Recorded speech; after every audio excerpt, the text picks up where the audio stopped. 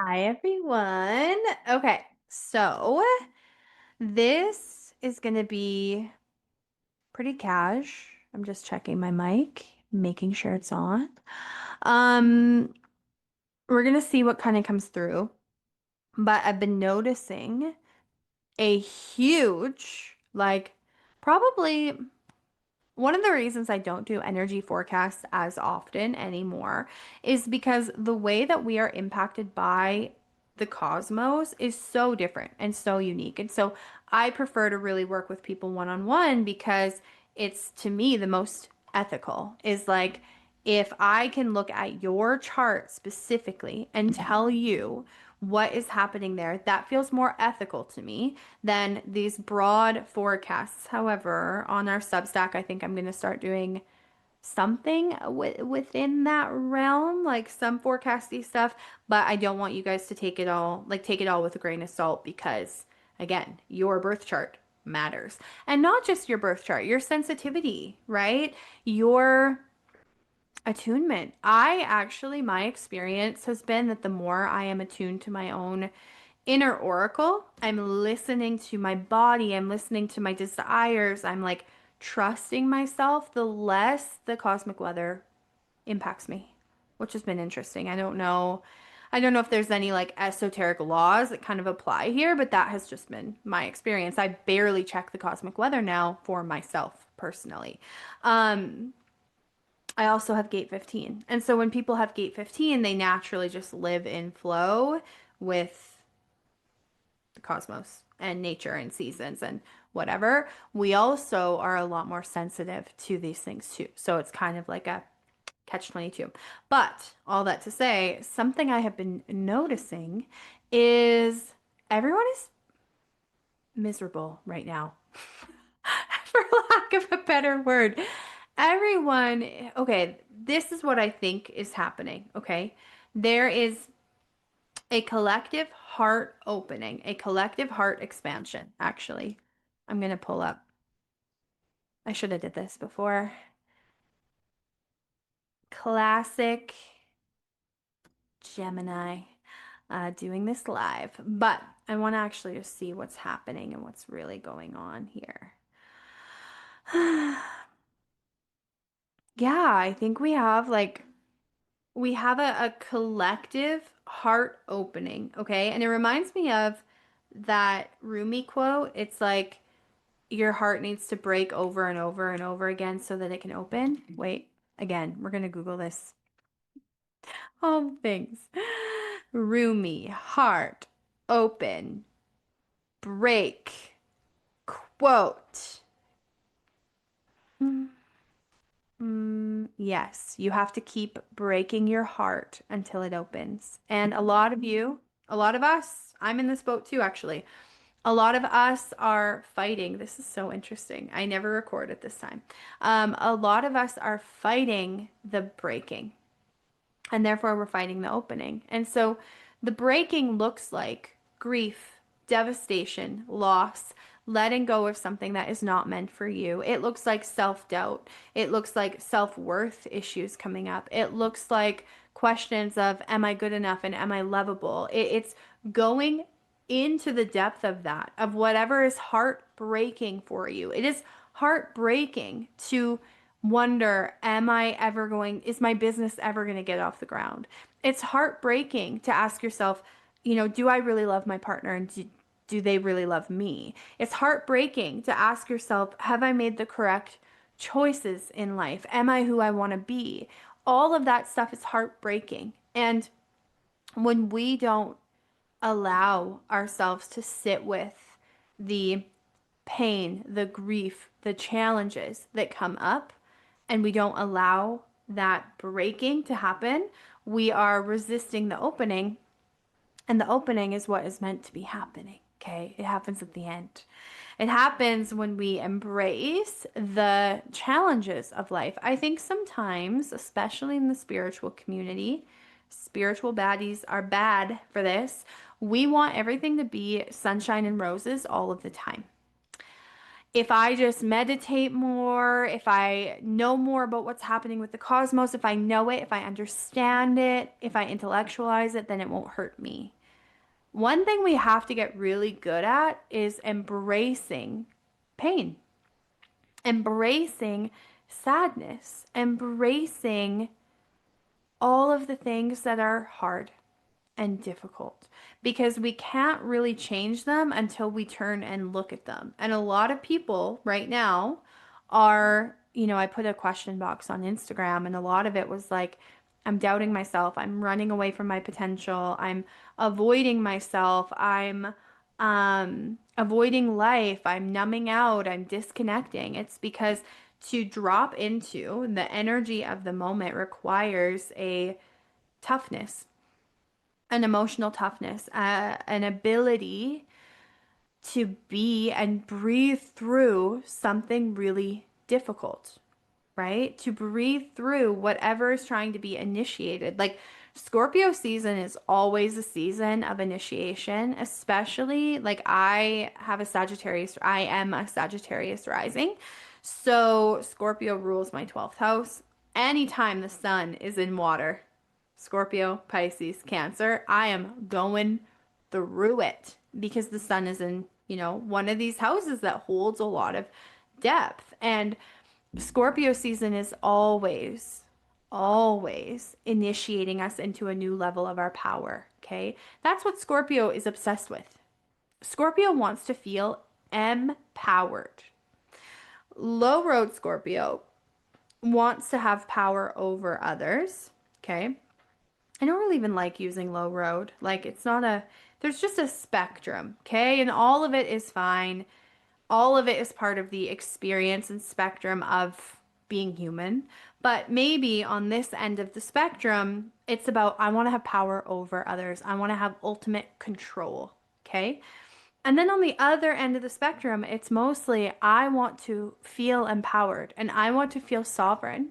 And I want the people around me to feel that way too. And so there's always an initiation with Scorpio energy that brings us into a deeper level of our own power and sovereignty and autonomy.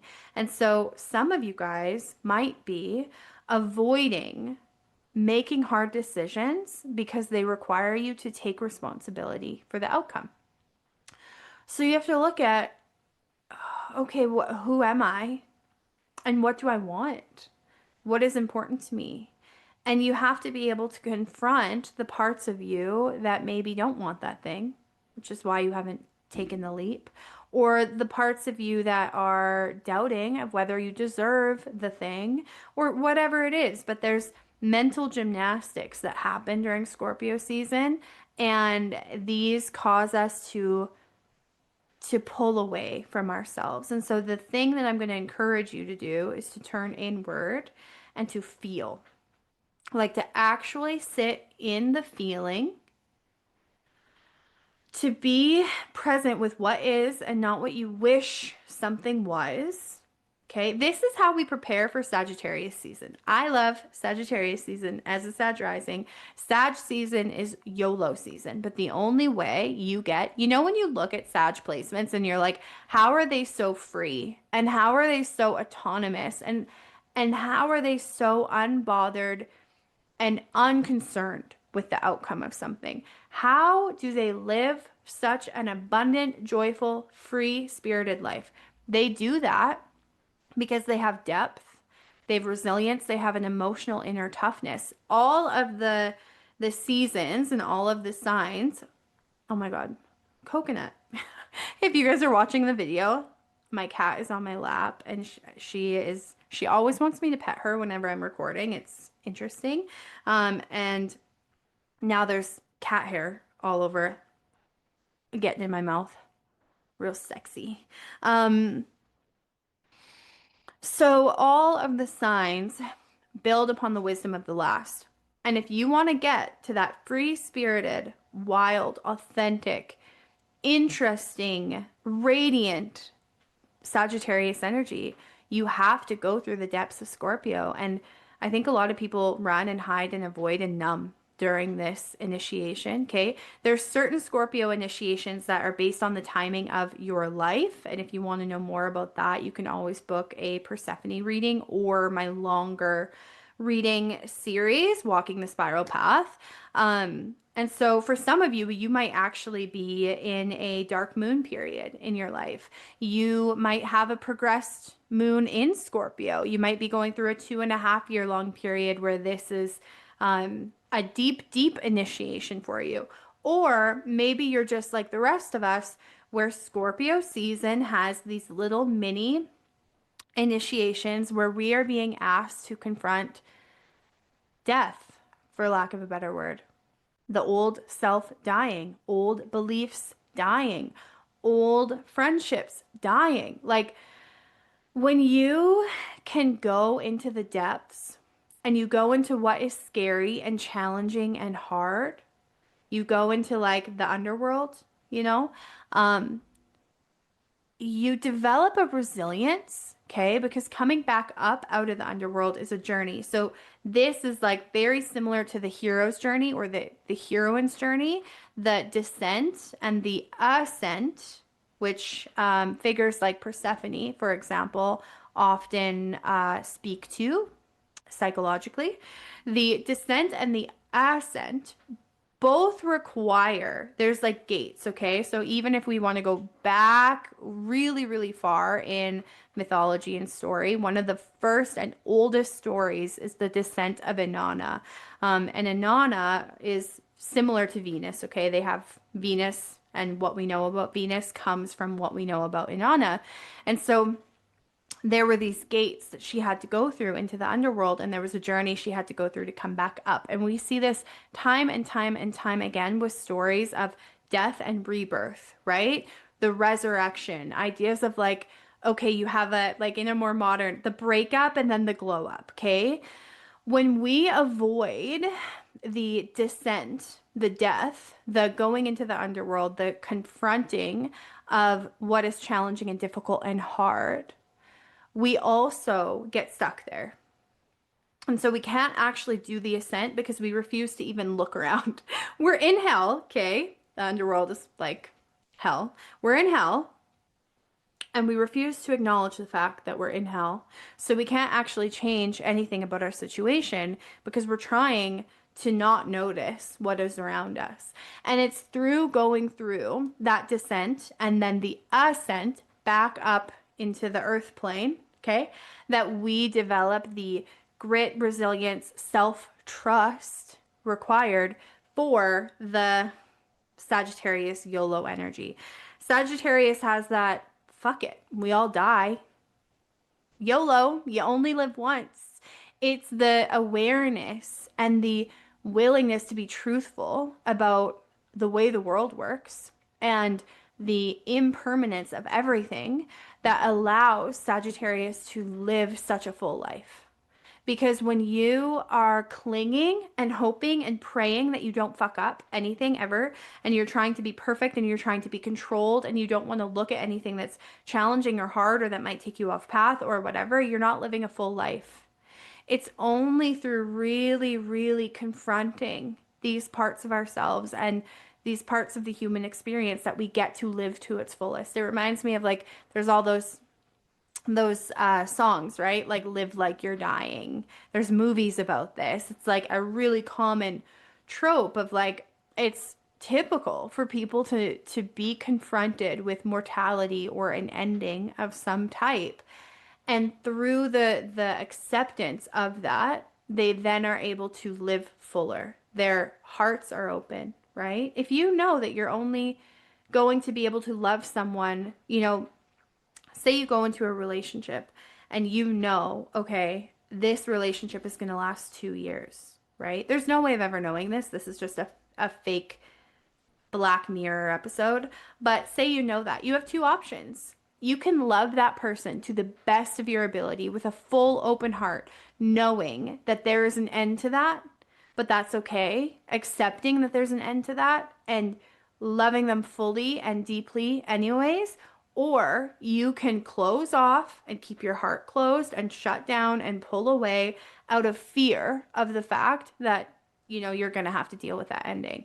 So, a huge part of what we learn in Scorpio season is the grit required to actually live positive, beautiful, happy lives. And so, if you're struggling right now,